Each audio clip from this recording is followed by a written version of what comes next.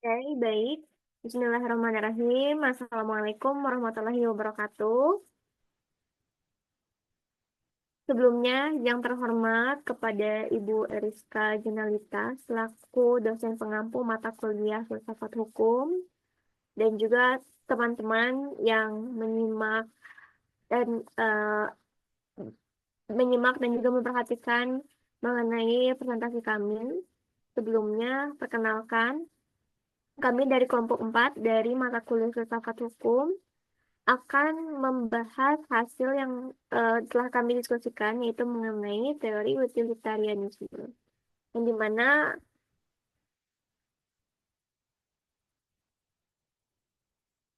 anggotanya ada saya Zara Fani Zikra sebagai moderator dan juga ada rekan saya Zara Khairia. Untuk pembahasan kali ini, yang pertama itu ada pengertian utilitarianisme, yang kedua itu ada sejarah perkembangan utilitarianisme, yang ketiga itu ada jenis-jenis utilitarianisme. Lalu yang keempat ada korelasi antara utilitarianisme dengan hukum di Indonesia. Yang kelima ada contoh nyata dari utilitarianisme dalam kehidupan sehari-hari. Lalu yang keenam ada tokoh-tokoh utama utilitarianisme. Nah, yang pertama mengenai apa sih utilitarianisme itu yang akan dibahas oleh saya sendiri. Jadi, utilitarianisme itu berasal dari kata utilis bahasa Latin gitu yang dimana artinya itu berguna, artinya bermanfaat, berfaedah, menguntungkan. Tapi menurut Kamus Besar Bahasa Indonesia, utilitarianisme itu terdiri dari kata utilitas yang dimana artinya sama ya gitu, sama yang dari bahasa Latin, faedah, kegunaan, manfaat gitu. Jadi sebetulnya utilitarianisme itu paham filsafat atau moral yang dimana intinya nekaninnya mah sama manfaat sama hal-hal yang berfaedah gitu. Dan yang dimana prinsipnya tuh ya udah moralnya yang paling besar dan untuk menentukan bahwa suatu perilaku baik jika memberikan manfaat kepada sebagian besar konsumen atau masyarakat. Jadi eh, inti dari teori utilitarianisme ini sesuatu hal yang kita lakukan itu harus menimbulkan impact sebesar-besarnya gitu bagi orang lain. Lalu ada sejarah perkembangan utilitarianisme. Itu yang pertama, awal munculnya utilitarianisme. Mungkin kita udah agak asing sama Jeremy Bentham. Jadi awalnya itu eh, muncul sebagai reaksi terhadap pemikiran moral gitu yang lebih tradisional seperti deontologi yang menekankan kewajiban moral tanpa pertimbangan konsekuensi. Terus habis itu Jeremy Bentham yang tadi sudah saya sebutkan seorang filsuf Inggris, eh, beliau merupakan pendiri atau yang menciptakan teori utilitarianisme dalam karyanya yang terkenal An Introduction to the Principle of Morals and Legislation. Terus habis itu Bentham ini yang kita tahu dia kan mengemukakan yang prinsip kebahagiaan terbesar dengan jumlah yang besar yang dimana itu menjadi filosofi dasar lah gitu atau apa arti dasarnya dari utilitarianisme ini. Itu waktu awal munculnya ya. Terus yang kedua perkembangan oleh John Stuart Mill.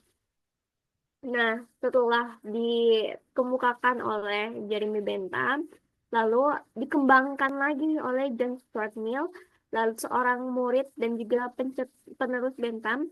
Jadi beliau ini merupakan muridnya Bentham. Terus habis itu mengembangkan teori ini tuh pada abad ke-19. Dan John Stuart Mill ini menulis buku juga, namanya tuh Utilitarianisme juga. Terus habis itu Mill ini memperkenalkan perbedaan antara kualitas dan kuantitas kebahagiaan, menekankan bahwa tidak semua kesenangan memiliki nilai yang sama. Mill juga berargumen bahwa kebahagiaan intelektual dan moral itu lebih tinggi daripada kesenangan fisik, sehingga memberikan nuansa lebih dalam teori utilitarianisme.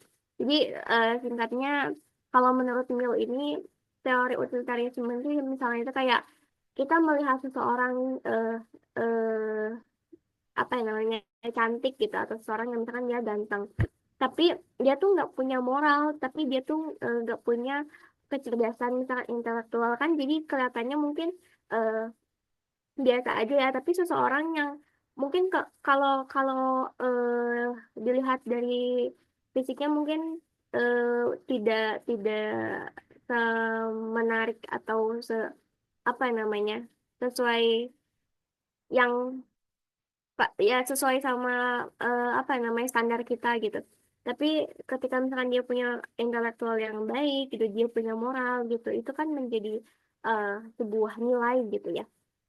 Terus habis itu yang ketiga ada reaksi dan juga kritik dari si teori ini gitu. Seiring perkembangannya teori ini, mulailah ada berbagai kritik mengenai utilitarianisme ini. Terus habis itu beberapa filsuf juga berargumen bahwa pendekatan ini dapat mengabaikan hak individu demi kepentingan mayoritas. Kritikus lain juga menyoroti kesulitan dalam mengukur kebahagiaan dari dampak dari tindakan secara akurat gitu. Jadi ada beberapa filsuf yang mengemukakan bahwa oh teori ini tuh kayaknya eh terlalu general lah kalau kata kita mah nggak mentingin hak-hak kita sebagai individu gitu. Jadi ya udah mayoritasnya aja kebanyakannya aja seperti apa dan itu diprioritaskan gitu. Lalu juga yang keempat itu ada utilitarianisme modern pada abad 20 dan 21 semakin berkembang terus habis itu dengan kontribusi dari berbagai pemikir seperti seperti Peter Singer yang menerapkan prinsip utilitarisme ini dalam konteks etika hewan dan isu-isu global seperti kemiskinan. Utilitarianisme ini juga diintegrasikan dalam berbagai disiplin ilmu gitu, termasuk ekonomi, kebijakan publik, terus apa ya dalam kehidupan sehari-hari juga dicerminkan gitu si utilitarisme modern ini. Mungkin nanti eh, rekan saya Zahra akan menjelaskan lebih jauh mengenai contoh-contoh yang kita temukan sehari-hari dalam prinsip utilitarianisme ini. Terus habis itu yang kelima, pada saat relevansi kontemporernya. Jadi saat ini utilitarianisme tetap menjadi salah satu teori etika yang paling banyak dibahas dan juga diterapkan di berbagai bidang, entah itu di hukum, entah itu di kesehatan, di masyarakat, di lingkungan gitu.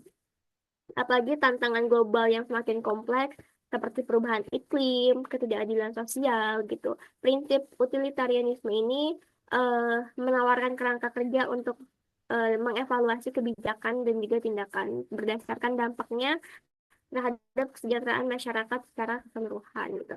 Jadi tadi ya kan prinsipnya tuh kan intinya memberikan manfaat sebanyak-banyaknya bagi masyarakat banyak dan itu banyak banget diterapkan gitu dalam kehidupan sehari-hari. Lalu juga ada jenis-jenis teori utilitarianisme. Jadi ada dua nih. Yang pertama itu ada utilitarianisme perbuatan, yang dimana menilai setiap tindakan secara individual berdasarkan hasil yang dihasilkan. Lalu dalam pendekatan ini, setiap tindakan dievaluasi berdasarkan seberapa banyak kebahagiaan atau utilitas yang dihasilkannya. Jadi ini mah yang pertama itu yang dilihat berdasarkan perbuatannya. Lalu yang kedua ada utilitarianisme aturan yang dilihat atau dinilai tindakan berdasarkan aturan-aturan yang sudah diterapkan. Dan di mana pendekatan ini berfokus pada konsekuensi jangka panjang dan mengikuti aturan tertentu dengan tujuan untuk memaksimalkan utilitas secara keseluruhan dalam bermasyarakat. Selanjutnya ada korelasi utilitarianisme dengan hukum Indonesia yang akan disampaikan oleh rekan saya Zara Hoiria kepada Zara Hoiria. Waktu dan layar dipersilahkan. Baik, terima kasih kepada moderator. Sini saya akan menjelaskan tentang korelasi utilitarianisme dengan hukum di Indonesia. Nah, jadi teori utilitarianisme ini bertujuan untuk kesejahteraan umum. Nah, teori ini identik dengan konsep negara kesejahteraan. Nah, konsep negara kesejahteraan sendiri itu dapat kita temukan dalam pembukaan Undang-Undang Dasar 1945. Nah, aliran utilitarianisme ini juga memberikan konsep pemikiran hukum tentang hukum yang ada di Indonesia. Jadi, salah satu gagasan yang mempertimbangkan tujuan hukum itu sendiri untuk memberikan manfaat sebanyak-banyaknya, baik atau buruknya suatu hukum, tergantung pada apakah hukum itu mendatangkan kebahagiaan bagi individu. Nah, setiap orang seharusnya merasakan kebahagiaan dari adanya hukum ini. Nah, namun apabila eh, tidak tercapai semua itu, eh, dan dan benar-benar mustahil dicapai, maka akan diusahakan agar sebanyak-banyaknya orang di masyarakat Indonesia dapat menikmati kebahagiaan tersebut. Bisa di next. Nah, selanjutnya ada contoh nyata utilitarianisme di masyarakat. Yang pertama itu ada pajak untuk tembakau yang tinggi. Jadi perusahaan rokok kan memproduksi rokok dari tembakau pilihan.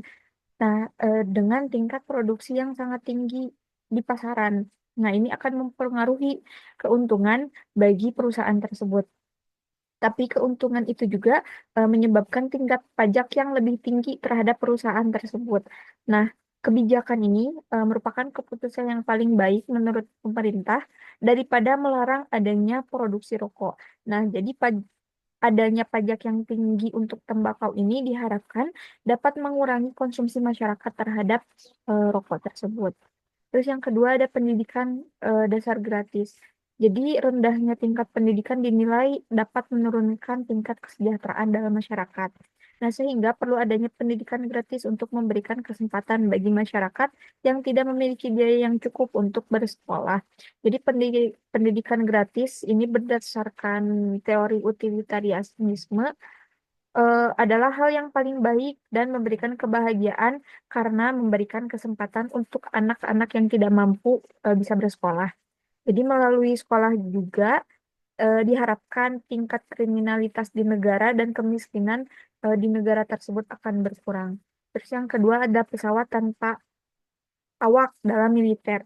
Jadi di Amerika Serikat eh, khususnya percaya jadi bahwa penggunaan pesawat tanpa awak ini dianggap menghilangkan rasa kekhawatiran akan kehilangan orang yang dicintainya dalam perang.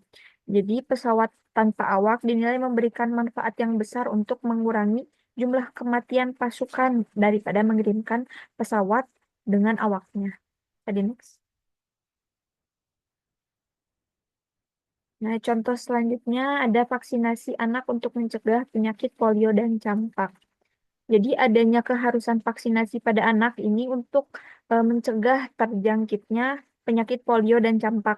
Nah, hal ini tuh didasarkan pada alasan bahwa vaksinasi merupakan metode yang mudah untuk mencapai hasil yang baik, yaitu untuk memberantas penyakit menular, atau kalau tidak, justru menimbulkan hal yang tidak baik seperti meningkatnya tingkat kematian anak akibat penyakit polio dan campak. Terus selanjutnya ada physical distancing. Jadi, penyebaran virus penyakit tertentu akan terjadi apabila masyarakat satu sama lain itu bertemu atau bertatap muka secara langsung. Nah, sehingga kebijakan dari pemerintah itu adanya physical distancing atau jaga jarak antar individu. Nah, ini dianggap hal yang baik oleh negara, termasuk di Indonesia. Nah, kelebihan dari teori utilitarianisme ini jadi memberikan pemahaman atau pemikiran yang rasional seperti physical distancing untuk menjauhi penularan virus COVID-19 contohnya itu. Terus selanjutnya ada kebijakan pendidikan. Jadi di bidang pendidikan, penerapan teori ini dapat terlihat dalam desain kurikulum yang bertujuan untuk memaksimalkan kesejahteraan siswa. Jadi pendekatan ini mengedepankan kepentingan siswa dalam proses pembelajaran dan penilaian, sehingga menciptakan lingkungan belajar yang lebih baik bagi banyak orang. Bisa di next. Nah, selanjutnya ada tokoh utama di dalam teori utilitarianisme ini. Yang pertama ada Jeremy Bentham. Jadi teori utilitarianisme ini tadi sudah dijelaskan oleh rekan saya. Jadi pertama kali itu dicetuskan oleh Jeremy Bentham. Jadi Jeremy Bentham ini merupakan seorang filsuf terkenal di Inggris pada abad ke-18. Jadi beliau itu lahir pada tahun 1748 sampai 1832.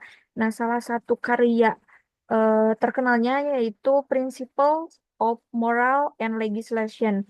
Jadi karya ini juga membahas tentang teori utilitarianisme ini sendiri. Terus yang kedua ada John Stuart Mill. Nah, John Stuart Mill ini adalah salah satu murid dari Jeremy Bentham. Jadi beliau juga merupakan filsuf besar di Inggris yang hidup pada abad ke-19. Beliau juga dikenal sebagai tokoh tokoh liberalisme tokoh utilitarianisme atau penerus dari Jeremy Bentham, terus tokoh demokrasi perwakilan dan feminis. Beliau hidup pada tahun 1806 sampai 1873. Nah, salah satu karya yang terkenalnya yaitu utilitarianisme. Nah, antara Jeremy Bentham dan John Stuart Mill ini memiliki persamaan pemikiran tentang teori utilitarianisme ini. Yang pertama yaitu apa yang secara moral baik adalah hal-hal menghasilkan kebahagiaan atau kemaslahatan sebesar mungkin bagi sebanyak mungkin orang. Terus persamaan pemikiran yang kedua, mereka tertarik untuk mengembangkan metode rasional untuk menekankan pedoman ini berangkat dari kebutuhan untuk melakukan reformasi sosial dan hukum. Nah, oleh karena itu diperlukan sebuah norma untuk menilai sistem hukum dan praktik sosial dalam masyarakat, mana yang baik dan layak dipertahankan, dan mana yang tidak layak untuk dipertahankan. Terus, persamaan pemikiran yang ketiga yaitu mereka tidak membuat klaim otoritas moral itu dari Tuhan atau sesuatu yang metafisis, tetapi didasarkan pengalaman apakah dapat membahagiakan atau tidak. Nah, eh, Bentham dan John Stuart Mill ini juga memiliki perbedaan pendapat dalam teori utilitarianisme ini. Nah, kalau misalkan Jeremy Bentham itu lebih fokus kepada reformasi sosial seperti kriminal, yudisial, dan penal, sedangkan John Stuart Mill itu menekankan kepada kesetaraan perempuan. Mungkin itu saja yang dapat saya sampaikan, kurang lebihnya mohon maaf, saya kembalikan ke moderator. Baik, terima kasih kepada Zahra Holiria. Kesimpulannya, teori utilitarianisme ini merupakan pendekatan etis yang dimana berfokus pada pencapaian kebahagiaan terbesar bagi jumlah orang yang terbanyak. Dikenal oleh Jeremy Bentham dan juga dikembangkan lebih lanjut oleh John Stuart Mill. Lalu teori ini juga menilai tindakan berdasarkan konsekuensi yang dihasilkan dengan tujuan untuk memaksimalkan manfaat sosial. Jadi sebetulnya intinya teori utilitarianisme itu mencapaikan kebahagiaan, eh, apa namanya, tujuannya untuk memaksimalkan manfaat sosial bagi orang banyak.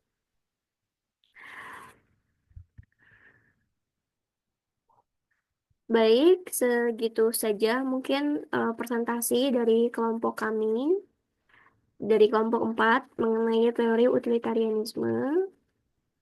Terima kasih kepada Ibu Eriska dan juga teman-teman yang sudah memperhatikan, yang sudah menyimak, dan juga terima kasih kepada rekan saya, Zara Haleria.